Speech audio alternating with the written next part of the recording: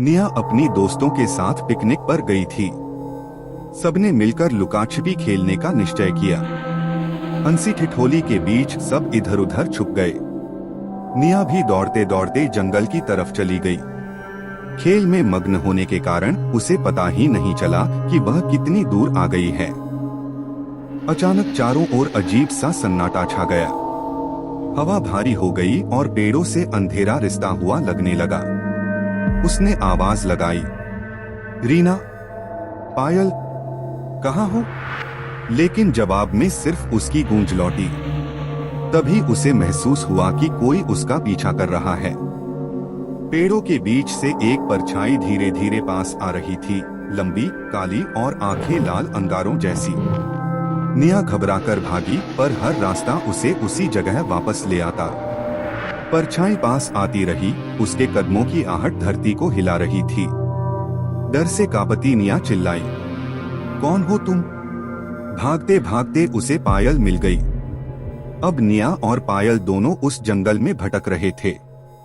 हर रास्ता उन्हें वहीं वापस खड़ा कर देता और डर से कांपती निया और पायल जंगल में भागती हुई एक विशाल पेड़ के नीचे पहुंच गई। उनकी सांसें तेज थीं, आंखों में आंसू। निया ने देखा मिट्टी कुछ अजीब सी चमक रही है। कांपते हाथों से उसने पास रखा पत्थर उठाया और मिट्टी खोदनी शुरू की। पायल भी उसके साथ जुड़ गई। धीरे धीरे मिट्टी से हल्की रोशनी फूटने लगी। दोनों की आंखों में उम्मीद की चमक जागी। कुछ देर बाद मिट्टी से एक पुरानी किताब बाहर निकली, काई और धूल से ढकी हुई। किताब खोलते ही उसमें लिखा मिला, प्रकृति बचाओ तभी मुक्ति पाओ। निया और पायल ने सोचा और समझा कि यह किताब उन्हें प्रकृति की रक्षा का संदेश दे रही है। उन्होंने मिट्टी में गड्ढा खोदा और किताब के पास रखे एक छोटे पौधे को उसमें लगाया।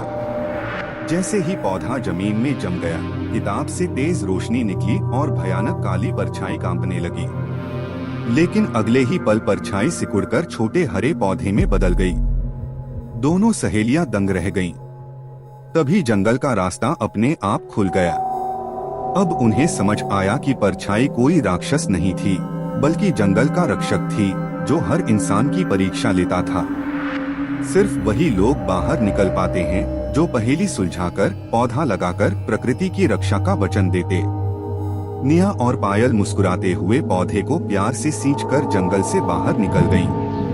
ऐसे ही कहानी के लिए सब्सक्राइब करें।